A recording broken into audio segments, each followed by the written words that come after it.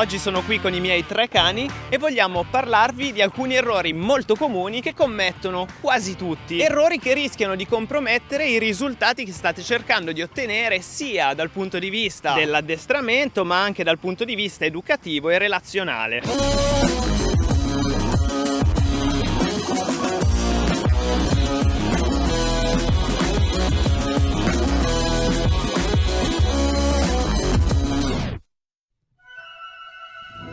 Il primo errore è quello di utilizzare troppe parole.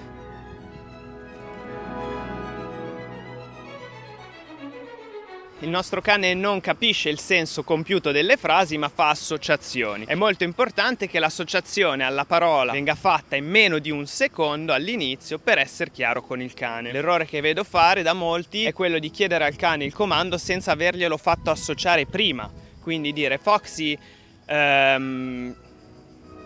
che cosa ti dico? Tu sai tutto. Sbordola, sgordola, sgordola, sgordola, e poi perdere la pazienza perché il cane non lo fa. In realtà noi dovremmo avere la pazienza di usare i premiettini, chiedere al cane quello che vogliamo e poi premiarlo quando appunto l'azione l'ha compiuta. Quindi non cercate di dialogare col vostro cane, ma prima di poterci dialogare, perché è una cosa che si può fare, cercate di fargli associare tutte le parole che volete insegnargli con le associazioni positive. Condizionamento operante, riflesso condizionato, cazzi e mazzi, sgarbindus, canus bound. Sotto, bravissima. Back, bravissima.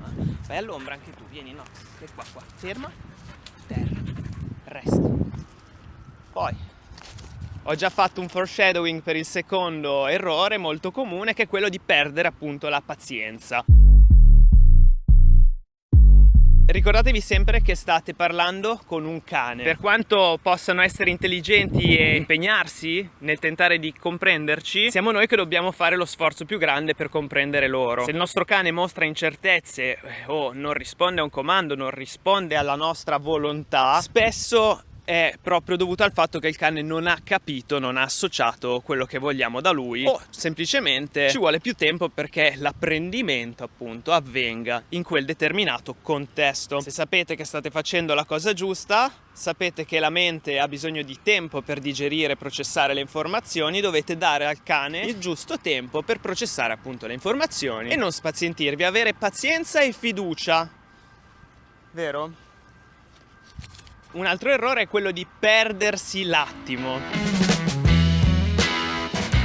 Quando lavoriamo col cane, sia che lo stiamo addestrando, che lo stiamo educando o che stiamo semplicemente interagendo con loro, quello che vedo appunto è che siete troppo distratti. I miei cani sono qua dietro, ma io ho gli occhi pure dietro la testa, so sempre dove sono e cosa stanno facendo. Nel crescere un cucciolo bisogna sempre osservare le cose che fa per poter premiare tempestivamente le cose che vogliamo. Invece quello che succede è che il cane è sempre fuori dalla nostra portata visiva, fa quello che vuole, fa tante cose bellissime, tu te le perdi, poi spacca, fa il danno e vai lì e l'interazione è solamente per punirlo, redarguirlo.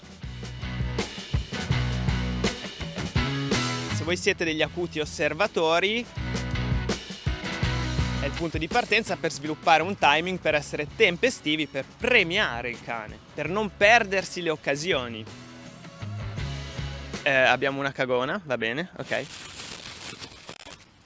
Stavo dicendo, vieni Noxy, qui, dobbiamo registrare il videino, vieni, qui all'ombra che sennò schiatti, che siamo a giugno.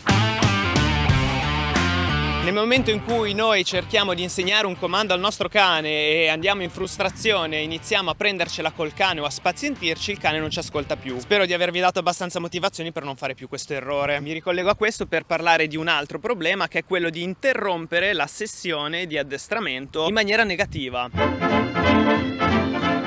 Noi quando addestriamo, quando facciamo le nostre sessioni di seduto, terra, dai la zampa, chiudi il frigo, fai questo e fai quello, dobbiamo sempre concludere con un successo, quindi non chiedete troppo al vostro cane e soprattutto dobbiamo concludere con delle emozioni positive. Ricordatevi che come finisce una cosa è il ricordo con cui ricomincerà la prossima volta. Dobbiamo essere sempre positivi e far associare al cane emozioni positive a tutte le nostre interazioni, sessioni di addestramento, interventi per l'educazione, insomma non non dobbiamo menarlo, perdere la pazienza, sgridarlo così, proprio per questo motivo, perché il cane si deve fidare di noi e deve provare gratificazione nel fare le cose che gli insegniamo, soprattutto se si tratta di limiti e cose a cui deve rinunciare. Perciò spazientirsi e far associare al cane emozioni negative a quella situazione lo porterà a non volerla vivere la prossima volta serenamente, e quindi cercherà di evitare la situazione. Quindi state sempre attenti a concludere in maniera positiva, a non frustrarvi, a comprendere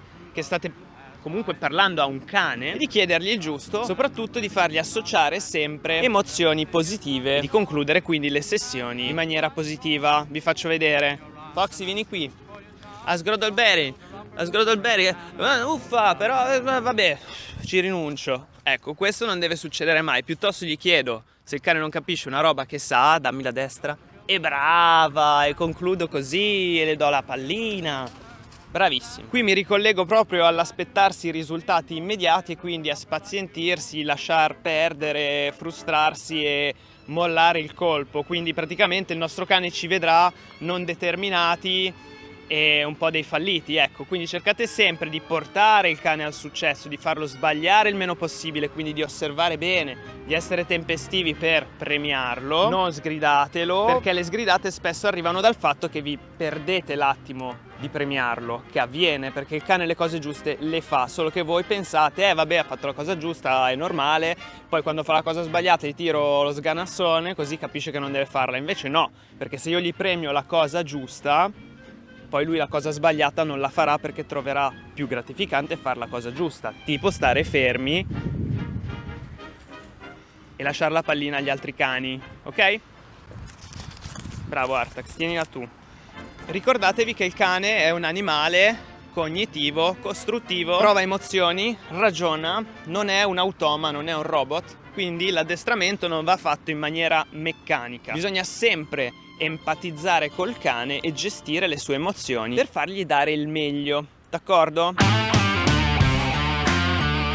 Un altro errore, e questo è comunissimo, è il fatto di continuare a riprendere il cane quando si distrae, quindi di stargli addosso, il cane si gira e tu continui ehi, Flavio, seduto, Flavio, ehi, ecco, questa è una roba che snerva il cane e lo porta a stare sempre più lontano da voi, quindi non fatelo mai, abbiate pazienza e cercate sempre di far divertire il cane.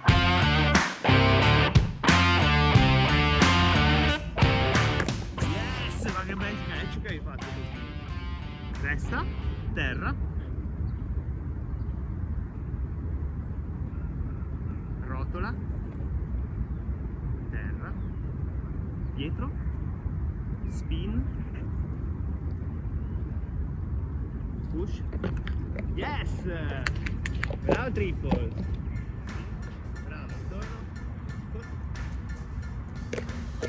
Abbiamo visto un po' di errori molto comuni che probabilmente stai ancora facendo. Vi consiglio di smettere subito, perché sono quelle cose che poi fanno la differenza tra il risultato e la vostra frustrazione.